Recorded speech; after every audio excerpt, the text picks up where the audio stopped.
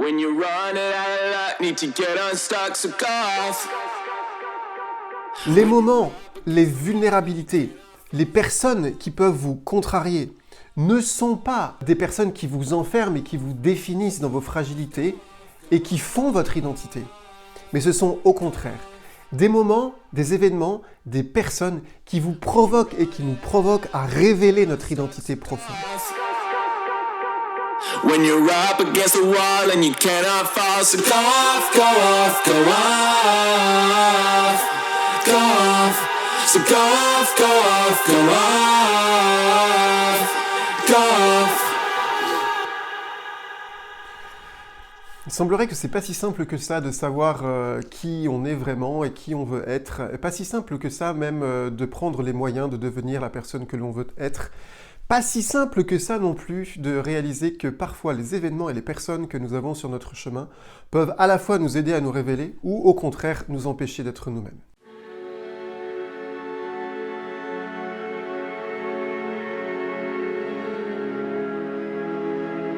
Que ce soit des adolescents, que ce soit des jeunes adultes ou même des personnes avancées en âge qui viennent me voir pour que je les accompagne, souvent il y a cette question j'aimerais être davantage la personne que je suis, j'ai l'impression qu'il y a des réalités en moi que je n'ose pas vivre et qu'il y a des choses qui sont bloquées en moi. Pour ce faire, en fait, il peut y avoir plusieurs raisons. La première des raisons, c'est que je n'ose pas parce qu'il y a mon environnement et que j'ai peur d'être pleinement moi-même, j'ai peur de ne pas être reçu, de ne pas être validé. Il peut y avoir la deuxième raison, c'est que je me définis par rapport à mes événements, à mes expériences du passé et que j'ai l'impression qu'elles m'enferment, qu'elles me sclérosent et que je ne pourrai vivre mon futur et même mon présent que parce que je suis défini par ce qui m'est arrivé hier. Eh bien, je vous invite à voir les choses autrement. Pour ce faire, plongeons-nous dans les textes sacrés des chrétiens qui sont les évangiles. Et pour moi, ça a été éclairant de réaliser que 3 évangiles sur 4 ont pour le début de la vie publique du personnage principal qui s'appelle le Christ, pour ceux qui ne connaissent pas, eh bien, 3 sur 4 ont le même schéma. Et j'ai réalisé qu'en fait, ce schéma qui concernait la personne du Christ était en fait notre propre schéma. Le schéma est le suivant. D'abord, on voit ce Jésus de Nazareth dans le désert, dans les eaux du Jourdain. Il vient être baptisé et là, on a comme une carte d'identité, comme un gros coup de projecteur sur son identité. Il est là, il s'approche de son cousin Jean le Baptiste et puis on entend une voix du ciel qui dit « Celui-ci est mon fils bien-aimé ». Et juste après, il dit que l'Esprit divin planait, venait sur lui sous la forme d'une colombe. Donc 2 réalités à retenir. D'abord, dans cette carte d'identité, c'est le Fils bien-aimé. C'est la révélation profonde. En fait, lui et chacun d'entre nous, notre identité profonde, c'est l'amour. Nous sommes faits pour être aimés et on est fait pour aimer. Fondamental, en fait, l'amour. L'amour de soi. Vous vous en souviendrez pour tout ce que je vais dire après. Mais ça veut bien dire que la révélation profonde, c'est un Fils bien-aimé. Ensuite, deuxième chose, conduit, ou en tout cas, il est ombré ou ombragé de l'Esprit Saint, de l'Esprit divin. Et l'Esprit divin, dans la tradition judéo-chrétienne, l'Esprit, c'est un souffle qui est à la fois à l'extérieur de nous et aussi à l'intérieur de nous. Donc, connaître son identité, c'est possible si je suis à l'écoute de l'Esprit divin qui est autour de moi, dans les événements aussi, quels qu'ils soient, contrariants ou pas, mais aussi dans ce souffle divin qui va me révéler à qui je suis, qui est à l'intérieur de moi. Et parce que je vais me laisser conduire par ce souffle que je vais au fur et à mesure me permettre de révéler qui je suis.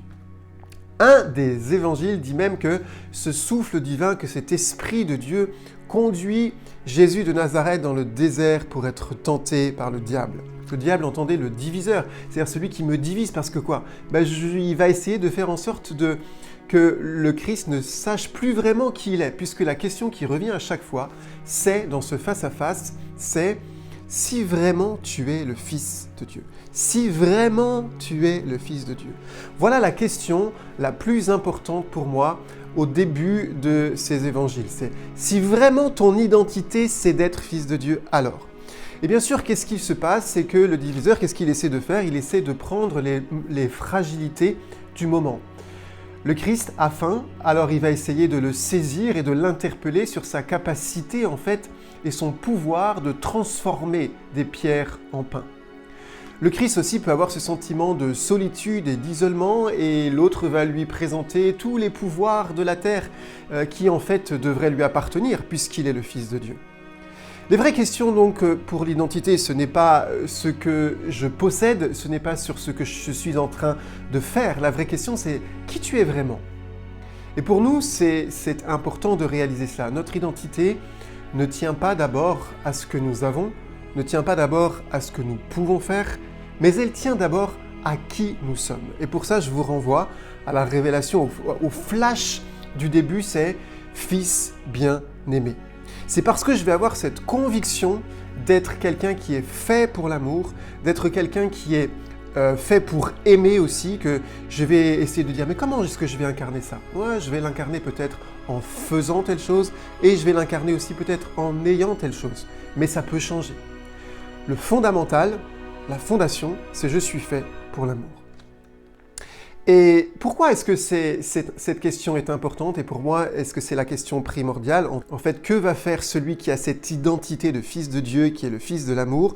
C'est pendant 3 ans, il va rencontrer des hommes et des femmes qui sont blessés dans leur identité, blessés dans leur chair parce qu'ils sont atteints par la maladie, blessés dans leur psychologie, blessés dans leur âme, blessés dans leur esprit.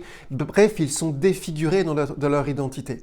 Et pendant 3 ans, ce fils bien-aimé va circuler à travers les rues de Judée et de Galilée juste pour révéler à chacun qui il est pleinement et pour redonner à chacun dans son esprit, dans sa psyché, dans son corps, son identité profonde.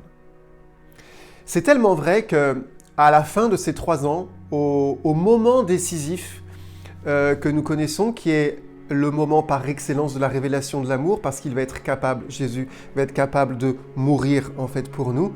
À ce moment-là, il y a quelqu'un qui dit en bas de la croix, « Ah, si vraiment c'est le Fils de Dieu, mais qu'il descende, s'il a ce pouvoir en fait, qu'il descende, si vraiment c'est le Fils de Dieu. » Et lorsqu'il remet le souffle, lorsqu'il meurt, il y a un centurion qui dit, « Vraiment, c'était le Fils de Dieu. » Est-ce qu'il va révéler pleinement son identité et accomplir ce pourquoi il est venu? Et cette question nous traverse. Est-ce qu'au fur et à mesure de mon existence, de mon chemin de vie, de mes combats, de mes défis, de mes challenges, je vais pouvoir révéler qui je suis à travers ce que je fais et à travers même ce que je vais avoir? Voilà la question qui nous traverse. Maintenant, j'aimerais aussi souligner avec vous ce point. C'est que les moments de combat, si je prends le moment de combat j'allais dire, de tentation, qui pourraient être des moments de découragement, alors que le Christ avait faim, qu'il était seul et que son adversaire essaie de lui dire « Alors oui, tu vois bien que tu as faim et tu pourrais faire en sorte que ces pierres se transforment en pain. Tu vois bien que tu es seul et que tu es là sans autorité, sans pouvoir, mais tu pourrais te jeter en bas de la montagne et alors puisque tu as du pouvoir, eh bien les anges viendront et feront en sorte que tes pieds ne heurtent les pierres. Mais vraiment, si tu es le Fils de Dieu, fais-le, vraiment. » Et pour nous, même questionnement. Lorsque nous sommes en fragilité, lorsque nous sommes en difficulté, nous pouvons avoir à l'intérieur de nous ces tentations de douter de ce pourquoi nous sommes faits. Qui nous sommes d'abord et ce pourquoi nous sommes faits. Ah, mais tu vois bien, tu pensais être cela, mais en même temps, tu as vu que dans tes circonstances, tu as vu que devant les personnes que tu rencontres, c'est pas tout à fait ce qui ressort. Exemple, tu vois bien que tu voudrais être un homme de paix, que tu voudrais être quelqu'un qui transmet la joie. Et en fait, regarde, là tu t'es mis en colère, ou là tu es découragé, ou là tu ne souris plus, et là tu t'es planté, et là tu t'es complètement viandé la tronche contre le mur, et là nous doutons de nous-mêmes. Alors, quelle est au contraire la leçon de ces évangiles? C'est que c'est l'inverse. Au moment où on essaie de perturber le Christ parce qu'il a faim et parce qu'il pourrait faire les choses, eh bien il affirme qui il est. Au moment où on essaie de le prendre dans cette vulnérabilité, dans cette fragilité de solitude et d'être sans autorité et sans pouvoir, il est capable d'affirmer qui il est. Et voici donc pour moi la clé de lecture fondamentale à laquelle je crois.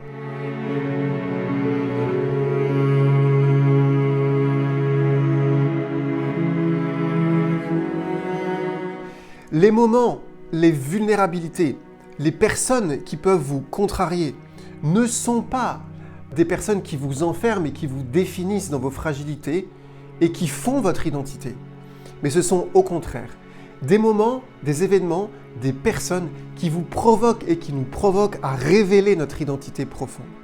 Je le crois, les contrariétés, les obstacles ne sont que des challenges, ne sont que des tremplins, ne sont que des projecteurs pour être capables d'approfondir qui nous sommes et de révéler qui nous sommes pleinement.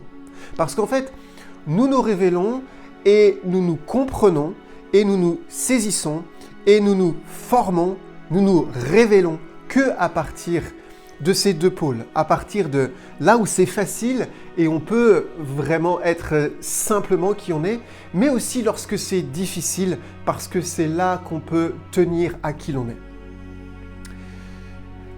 Avant de continuer, je vous invite, si vous avez aimé cette capsule et si vous aimez cette chaîne, je vous invite à l'encourager. Vous avez 3 façons, vous likez, vous partagez et vous commentez. C'est une façon de faire augmenter l'algorithme de YouTube qui a besoin de voir de l'activité. Donc merci d'encourager cette chaîne. Maintenant, vous pouvez vous poser la question, ok d'accord, mais comment je vais faire pour savoir vraiment qui je suis, que ce soit dans les moments faciles ou dans les moments challengeants et contrariants? Eh bien en fait, dans les moments faciles comme dans les moments contrariants et challengeants, il y a une réalité à laquelle vous allez être renvoyé, ce sont vos valeurs profondes. Et je vous invite à aller voir cette vidéo sur les valeurs profondes que j'ai faite il y a quelques temps. Parce que souvent, nos valeurs auxquelles nous tenons sont dues à des moments de contrariété ou même parfois des traumatismes ou des réalités de notre enfance qui ont pu nous faire peur, nous mettre en colère, nous faire fuir. Et là, il peut se créer en nous des valeurs profondes. Voyez bien, par exemple, quelqu'un qui aurait eu un frère, une sœur malade, handicapé dans sa maison va avoir envie progressivement peut-être d'avoir un métier dans la santé. Parce qu'en fait, sa valeur va naître de quelque chose peut-être qui manquait ou qui fragilisait son enfance. Quelqu'un qui avait un père ou une mère qui était violent ou agressif va peut-être avoir envie de travailler plutôt la paix et la dimension relationnelle et va peut-être être psychologue ou être prêtre ou que sais-je. Et en fait, nos valeurs profondes, c'est-à-dire notre identité profonde, se crée et se révèle à partir aussi de nos manques et à partir de nos contrariétés et de nos contradictions, y compris depuis notre enfance. Donc mon invitation c'est, n'ayons pas peur de ce qui nous contredit, n'ayons pas peur de ce qui nous contrarie, mais au contraire, saisissons tout cela pour en faire des mots, pour en faire des moyens d'expression, pour révéler davantage qui nous sommes.